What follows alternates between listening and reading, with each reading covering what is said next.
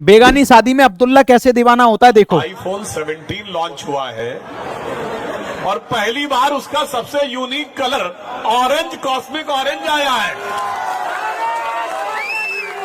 यानी दुनिया के सबसे हाईटेक कंपनी के सबसे हाईटेक प्रोडक्ट के ऊपर भी भगवा नजर आने लगा है। अगर किसी को कुछ समझ में ना रहा हो तो उसे अपनी नजर बदलने की जरूरत है। नजर बदलने की जरूरत है। और एप्पल की यही मार्केटिंग स्ट्रेटजी थी कि अगर भगवा कलर हम लॉन्च कर देंगे तो उसकी फ्री में मार्केटिंग हो जाएगी, जिसका काम ये भी कर रहे हैं, है ना। तो ये मार्केटिंग ही तो है, ये उनकी सेल्स इंक्रीज करने की एक स्ट्रेटजी है।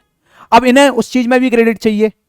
मानता हूं कि इंडिया में अब एप्पल का मैन्युफैक्चर होने लग गया, असेंबल होने लग गया, फोन बिक रहा है, लोगों को जॉब मिल रही है। लेकिन इस 150 करोड़ की जनसंख्या के देश में अपना आज तक कोई भी फोन नहीं आया। आया था, लावा हो गया, माइक्रोमैक्स हो गया, वो चले नहीं। नोकिया जैसा फोन यहां चल जाता है, वो कहां का है, फिनलैंड का। सैमसंग जैसा फोन यहां धड़ल्ले से बिकता है, वो कहां का है, कोरिया का। आईफोन यहां बिक रहा है यूएसए का। चाइना से बहुत सारे फोन यहां पे इंपोर्ट होके बिकते हैं, लेकिन जो लावा और माइक्रोमैक्स हैं वो भी चाइना से इंपोर्ट होके यहां पे सेल हुए।